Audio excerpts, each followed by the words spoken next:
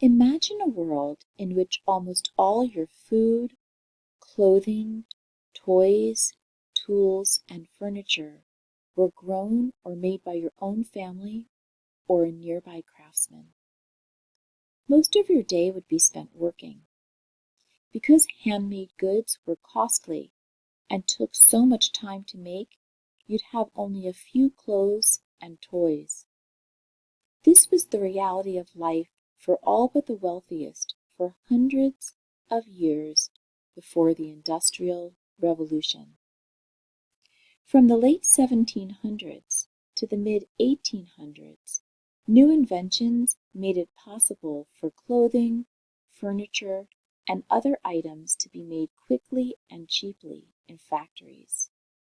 Steam engines, along with railways, canals, and better roads, simplified shipping these products. Life was easier in many ways, but these conveniences came with a price.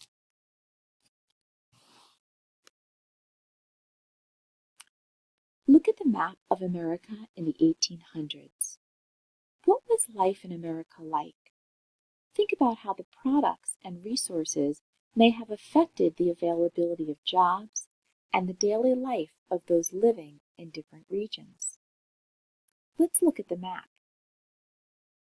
If we look along the East Coast, we'll see different kinds of farming.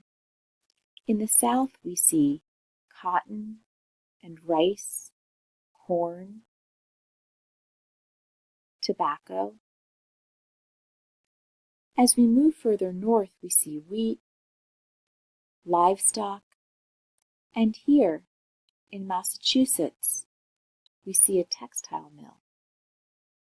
Imagine what your life would have been like if you were living at this time. What kind of jobs would be available?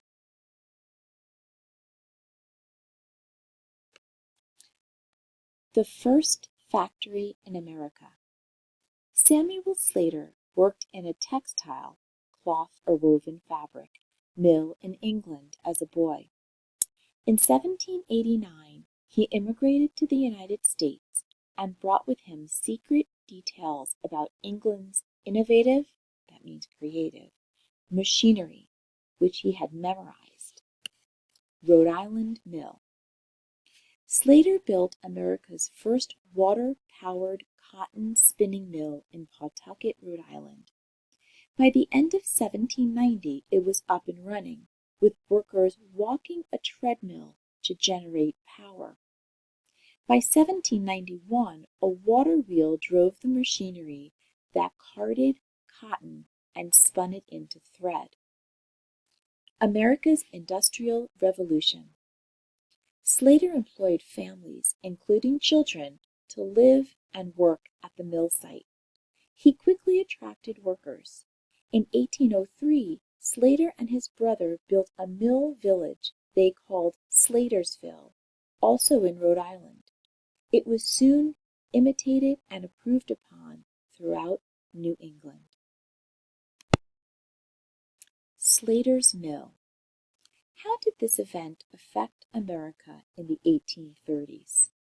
Think about the people, places, and resources when answering the question. Samuel Slater brought over the design for the first American textile mill from England. Others began to open up mills and factories like his in the northern states by the 1830s. More and more people worked in these mills, including entire families with children. He created a place called Slatersville, a town built around the mill. America was no longer a bunch of farms all over the country.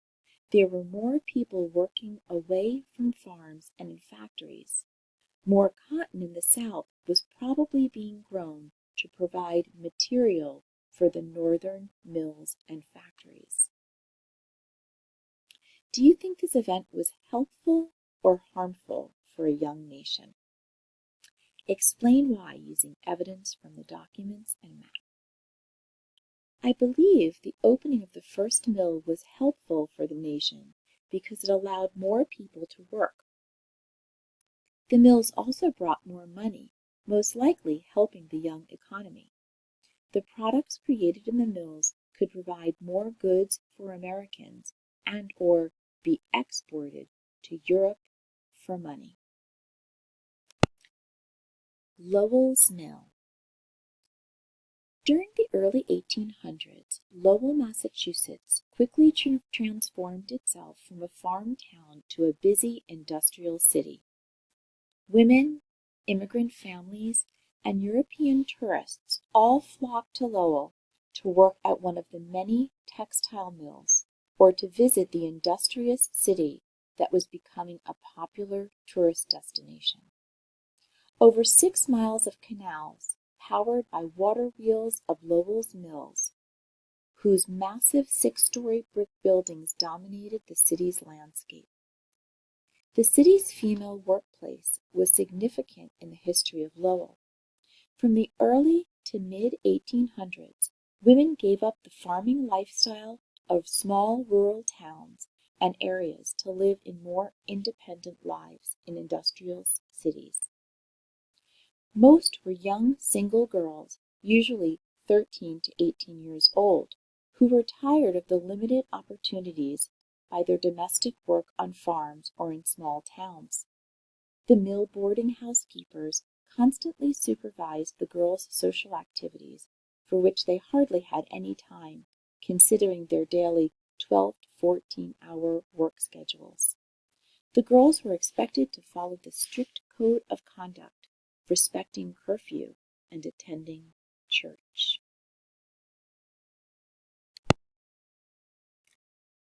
This is a letter written by Mary S. Paul to her father in 1845. Dear Father, I received your letter on Thursday the 14th with much pleasure. My life and health are spared while others are cut off. Last Thursday, one girl fell down and broke her neck, which caused instant death. She was going in or coming out of the mill and fell down, it being very icy. Last Tuesday we were paid. In all, I had $6.60 and paid $4.68 for board. With the rest, I got me a pair of rubbers and a pair of 50-cent shoes. At 6:30, the bell rings for the girls to get up, and at 7 they are called to the mill. At 12:30 we have dinner, are called back again at 1, and stay till 7:30. I get along very well with my work. If any girl wants employment, I advise them to come to Lowell. This from Mary S. Paul. Think about the passage we just read and the letter from Mary. Then answer these questions.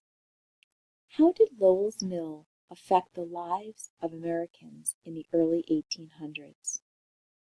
Do you think Lowell's Mill was helpful or hurtful to the development of America and its people?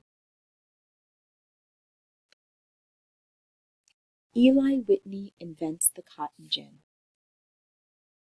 The cotton gin was created by an American inventor, Eli Whitney, in 1794.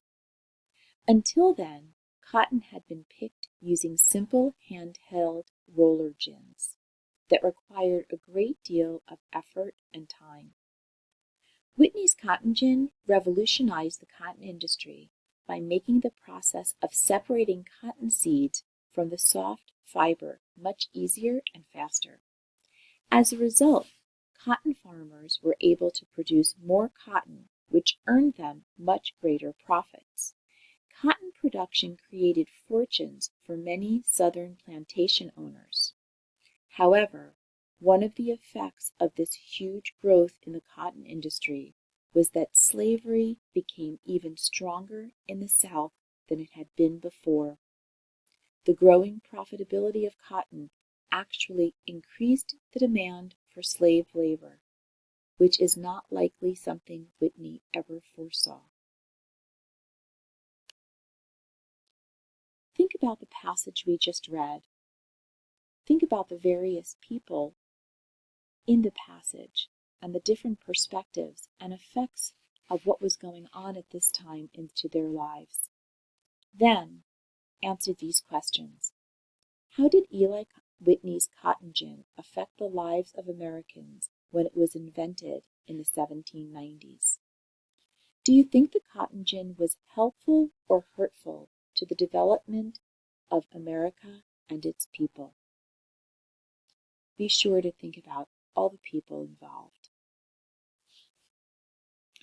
Robert Fulton invented the steamboat.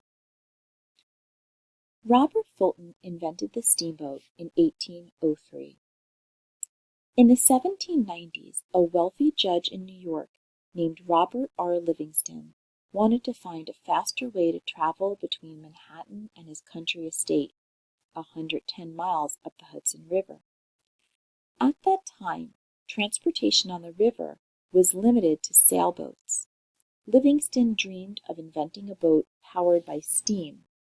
Unfortunately, he wasn't much of an inventor, and all his steamboat attempts failed. A few years later, President Jefferson sent Livingston to France.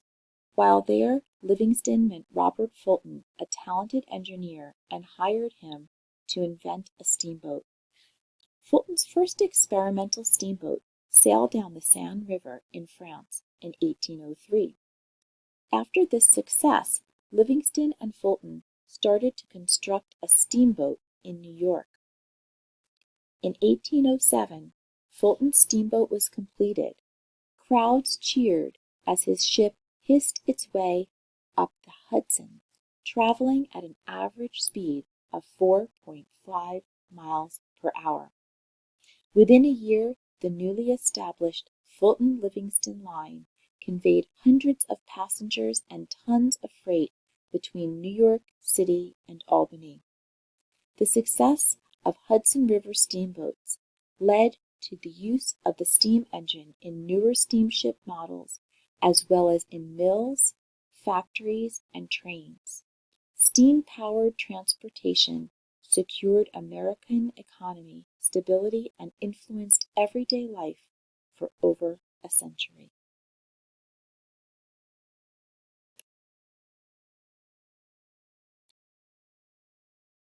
While answering these last two questions, think about the passage we just read.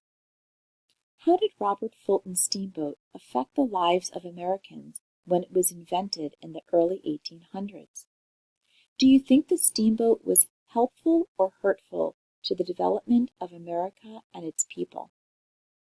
While you're answering the second question, remember that the invention of the steamboat didn't just help with transportation of boats, it helped with powering many other things.